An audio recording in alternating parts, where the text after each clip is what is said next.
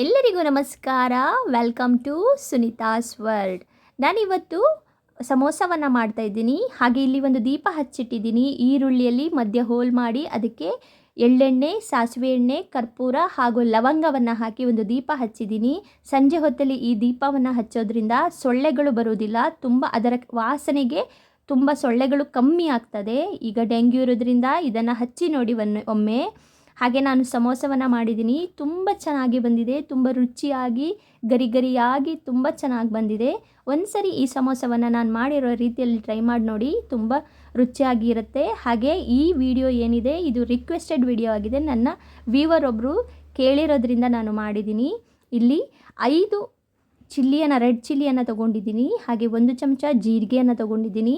5 ಲವಂಗವನ್ನು ತೊಗೊಂಡಿದ್ದೀನಿ. 3 ಯಾಲಕ್ಕಿಯನ್ನು ತೊಗೊಂಡಿದ್ದೀನಿ. ಹಾಗೆ 2 ಚಕ್ಕೆ, 1 ಸ್ಪೂನಿನಷ್ಟು ಕೊತ್ತಂಬರಿ ಪುಡಿಯನ್ನು ತೊಗೊಂಡಿದ್ದೀನಿ. ಇದನ್ನೆಲ್ಲ ನೀಟಾಗಿ ನಾವು ರುಬ್ಕೋಬೇಕು, ಹುಡಿ ಮಾಡ್ಕೋಬೇಕು. ಚೆನ್ನಾಗಿ ಹುಡಿ ಮಾಡ್ಕೋಬೇಕು ನುಣ್ಣಗೆ. ಹಾಗೆ ನಾನಿಲ್ಲಿ ಬಾಜಿಗೋಸ್ಕರ ಒಂದು ಸ್ವಲ್ಪ ಶುಂಠಿಯನ್ನು ತೊಗೊಂಡಿದ್ದೀನಿ. ಹಾಗೆ ಅರಿಶಿನ ಪುಡಿ 3 ಚಿಲ್ಲಿಯನ್ನು ತೊಗೊಂಡಿದ್ದೀನಿ, ಗ್ರೀನ್ ಚಿಲ್ಲಿ.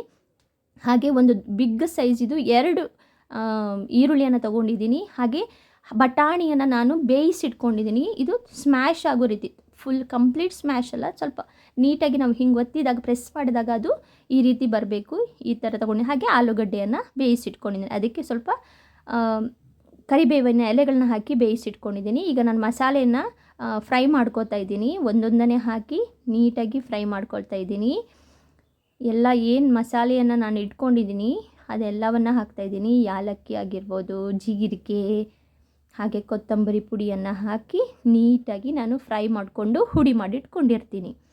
ಈ ರೀತಿ ತೆಗೆದಿಟ್ಕೊಂಡಿದ್ದೀನಿ. ಈಗ ನಾನು ಒಂದು ಬೌಲಿಗೆ 1.5 ಕಪ್ ಆಗೋಷ್ಟು ಮೈದಾವನ್ನು ಹಾಕಿ ಅದಕ್ಕೆ ಕಾಯಿಸಿರುವಂಥ ಎಣ್ಣೆಯನ್ನು ಹಾಕಿ ಸ್ವಲ್ಪ ಉಪ್ಪು, 1 ಸ್ಪೂನಷ್ಟು ಉಪ್ಪು, ಹಾಗೆ ನಾವು ಕಾಯಿಸಿದ ಎಣ್ಣೆಯನ್ನೇ ಹಾಕಬೇಕು.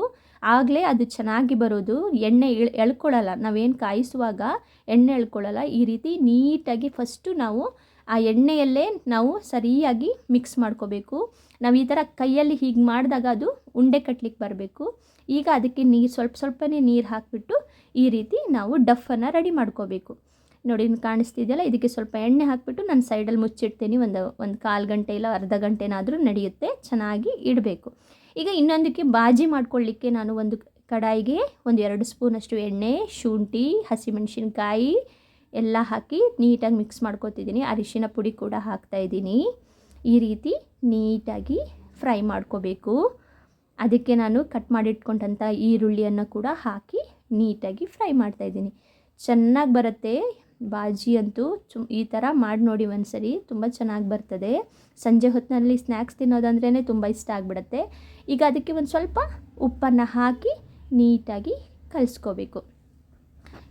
ಹಾಗೆ ನಾನು ಏನು ಬೇಯಿಸ್ಕಿಟ್ಕೊಂಡಿದ್ದೀನಲ್ಲ ಆಲೂಗಡ್ಡೆನೂ ಕೂಡ ನಾನು ಅದಕ್ಕೆ ಹಾಕಿ ನಾನು ನೀಟಾಗಿ ಮಿಕ್ಸ್ ಮಾಡ್ತಾಯಿದ್ದೀನಿ. ಈ ರೀತಿ ಫ್ರೈ ಮಾಡೋದ್ರಿಂದ ನಾವು ಮಾಡೋವಂಥ ಸಮೋಸ ತುಂಬ ಟೇಸ್ಟಿಯಾಗಿ ಬರ್ತದೆ.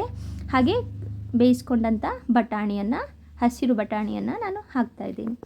ಈ ರೀತಿ ಮಿಕ್ಸ್ ಮಾಡಿ ಈಗ ನಾವೇನು ಪುಡಿ ಮಾಡಿಟ್ಕೊಂಡಿರ್ತೀವಲ್ಲ ಆ ಮಸಾಲೆಗಳನ್ನೆಲ್ಲ ಹಾಕಬೇಕಾಗುತ್ತೆ. ಈ ರೀತಿ ನಾವು ಮಸಾಲೆ ರೆಡಿ ಮಾಡ್ಕೊಂಡಿದ್ದೀವಲ್ಲ ಅದನ್ನು ಅದಕ್ಕೆ ಹಾಕಿ ನೀಟಾಗಿ ಮಿಕ್ಸ್ ಮಾಡಬೇಕು. ಎಷ್ಟು ಚೆನ್ನಾಗಿ ಮಿಕ್ಸ್ ಮಾಡ್ತೀವಿ ಅಷ್ಟು ಚೆನ್ನಾಗಿ ನಮ್ಮ ಸಮೋಸ ಬರ್ತದೆ. ಬಾಜಿ ತುಂಬ ಚೆನ್ನಾಗಿದ್ರೆ, ಟೇಸ್ಟಿಯಾಗಿದ್ದರೆ ಮಕ್ಕಳು ತುಂಬ ಚೆನ್ನಾಗಿ ಇಷ್ಟಪಡ್ತಾರೆ. ಅದು ಸಮೋಸ ಅಂದರೆ ಎಲ್ರಿಗೂ ಇಷ್ಟ. ಈಗ ಕೊತ್ತಂಬರಿಯ ಎಲೆಗಳನ್ನು ನಾನು ಹಾಕಿ ಮಿಕ್ಸ್ ಮಾಡಿದೆ. ಈಗ ನಾನು ಈ ಥರ ಒಂದು ಪ್ಲೇಟಲ್ಲಿ ಅದು ನಾನು ಚಪಾತಿ ಮಾಡಲಿಕ್ಕೆ ಅಂತ ಇಟ್ಕೊಂಡಿರುವಂಥದ್ದು, ಅದರಲ್ಲಿ ನಾನು ಈ ಥರ ಡಫನ್ನು ಚೆನ್ನಾಗಿ ನಾದಿ ಒಂದೊಂದನ್ನೇ ಚಪಾತಿ ಹದದಲ್ಲಿ ಸೈಜಲ್ಲಿ ನಾನು ತಟ್ಕೋತಾ ಇದ್ದೀನಿ. ಈ ಥರ ಲಟ್ಟಿಸ್ಕೋತಾ ಇದ್ದೀನಿ. ನೀಟಾಗಿ ಲಟ್ಸ್ಕೋಬೇಕು. ಇದನ್ನು ನಾವೊಂದು ಈ ಥರ ಬಣಾಲೆಯಲ್ಲಿ ನಾನು ಚಪಾತಿ ಕಾಸೋ ಮಣೆಯಲ್ಲೇ ಇಟ್ಕೊಂಡಿದ್ದೀನಿ. ಈ ರೀತಿ ಜಸ್ಟ್ ಅದು ಡ್ರೈ ಆಗಬೇಕಷ್ಟೇ, ಸರಿಯಾಗಿ ಬೇಯಲಿಕ್ಕಿಲ್ಲ. ನೀಟಾಗಿ ಡ್ರೈ ಆದರೆ ಸಾಕು. ಅದರ ಮೇಲಿನ ನೀರಿನ ಅಂಶ ಜಸ್ಟ್ ಒಣಗಿದರೆ ಸಾಕಾಗ್ತದೆ. ಜಸ್ಟ್ ಹಾಕಿಬಿಟ್ಟು ಮಗ್ಚೋದು ಅಷ್ಟೇ. ಅದರದ ಅಂಶ ಕಮ್ಮಿ ಆದರೆ ಸಾಕು. ಈಗ ನಾನು 4 ಸೈಡಲ್ಲಿ ಮಾಡ್ಕೊತಾ ಇದ್ದೀನಿ. ಅಂದರೆ ಟ್ರಯಾಂಗಲ್ ಒಂದು ಶೇಪಲ್ಲಿ ಒಂದು ಚಪಾತಿನ 4 ಪೀಸ್ಗಳನ್ನಾಗಿ ಮಾಡ್ಕೋತಾ ಇದ್ದೀನಿ ನೀಟಾಗಿ. ಈಗ ಇದಕ್ಕೆ ಸ್ವಲ್ಪ ನಾನು ಒಂದು ಬೌಲಲ್ಲಿ ಮೈದಾವನ್ನು ಕಲಸಿಟ್ಕೊಂಡಿರ್ತೀನಿ.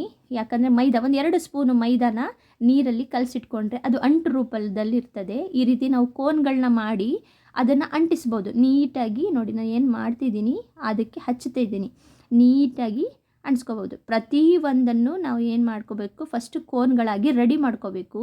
ಐಸ್ ಕ್ರೀಮ್ ಕೋನ್ ನೋಡಿರ್ತೀರಲ್ಲ, ಸೇಮ್ ಅದೇ ರೀತಿ ಈ ರೀತಿ ನಾನು ಮಾಡ್ಕೊಂಡಿದ್ದೀನಿ. ಈಗ ಆ ಡಫನ್ನು ಹಾಕಬೇಕು.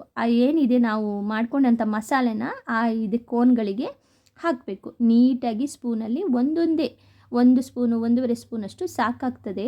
ನಾವು ಸಣ್ಣದು ಮಾಡೋದ್ರಿಂದ ಏನು ತುಂಬ ದೊಡ್ಡದಾಗಿ ಏನು ಮಾಡ್ತಾಯಿಲ್ಲ, ನಾನು ಪುಟ್ಟಾಣಿ ಇದು ಮಾಡ್ತಾಯಿದ್ದೀನಿ. ಹಾಗಾಗಿ ಈ ರೀತಿ ನೀಟಾಗಿ ಮಾಡ್ಕೋಬೇಕು. ಡಫ್ ಮಾಡಿಬಿಟ್ಟು ಎಲ್ಲ ತುಂಬಿಟ್ಟು ನೀಟಾಗಿ ಹಾಕ್ಕೋತಾ ಇದ್ದೀನಿ. ಆ ಗಮ್ಮಲ್ಲಿ ಅಂಟಿಸೋದ್ರಿಂದ ನೀಟಾಗಿ ಅಂಟ್ಕೊಬಿಡುತ್ತದು, ಎಲ್ಲೂ ಬಿಟ್ಕೊಳ್ಳಲ್ಲ. ಈ ರೀತಿ ಮಾಡಿ ನೀಟಾಗಿ ಇಟ್ಕೊತೀನಿ. ಈಗ ಎಣ್ಣೆ ಇಟ್ಟಿದ್ದೀನಿ, ಅದಕ್ಕೆ ನಾನು ಮಾಡಿರೋಂಥ ಸಮೋಸವನ್ನು ಹಾಕ್ತಾಯಿದ್ದೀನಿ. ನೀಟಾಗಿ ಹಾಕಿ ಕರಿಬೇಕು. ಎಣ್ಣೆನೆಲ್ಲ ಸ್ವಲ್ಪ ಮೇಲ್ಗಡೆ ಹಾಕಿ ನೀಟಾಗಿ ಕರಿಬೇಕು. 2 ಸೈಡು ಬ್ರೌನ್ ಕಲರ್ ಬರಬೇಕು. ಗೋಲ್ಡನ್ ಬ್ರೌನ್ ಅಂತ ಏನು ಹೇಳ್ತೀವಿ ನಾವು, ಕಂದು ಬಣ್ಣಕ್ಕೆ ಅದು ತಿರುಗಬೇಕು. ನೀಟಾಗಿ ಫ್ರೈ ಮಾಡ್ಕೋಬೇಕು. ಆಲ್ರೆಡಿ ಮಸಾಲೆ ಎಲ್ಲ ಬೆಂದಿರೋದ್ರಿಂದ ಜಾಸ್ತಿ ಹೊತ್ತೇನು ಬೇಯಿಸಬೇಕಾಗಿರೋದಿಲ್ಲ. ನೀಟಾಗಿ ಮಾತ್ರ ಬೇಯಿಸ್ಕೊಳ್ಳಿ ಅಷ್ಟೇ. ನೀಟಾಗಿ ಗರಿ ಆಗಿ ಚೆನ್ನಾಗಿ ಬರ್ತದೆ ಸಮೋಸ. ಮನೇಲಿ ಒಂದ್ಸರಿ ಟ್ರೈ ಮಾಡಿ ನೋಡಿ. ಯಾರೆಲ್ಲ ನನ್ನ ಚಾನಲ್ನ ಸಬ್ಸ್ಕ್ರೈಬ್ ಮಾಡದೆ ನೋಡ್ತಾ ಇದ್ದೀರಾ, ದಯವಿಟ್ಟು ಸಬ್ಸ್ಕ್ರೈಬ್ ಮಾಡಿ ನೋಡಿ. ಹಾಗೆ ನಾನು ಮಾಡಿರುವಂಥ ಈ ಸಮೋಸದ ವಿಡಿಯೋ ನಿಮಗಿಷ್ಟ ಆದರೆ ಒಂದು ಲೈಕ್ ಕೊಡಿ, ಹಾಗೆ ಒಂದು ಕಮೆಂಟ್ ಕೊಡಿ. ನೋಡಿ, ನೀವು ನೋಡ್ತಿರ್ಬೋದು ಎಷ್ಟು ಗರಿಯಾಗಿ ಬಂದಿದೆ ಅಂತ.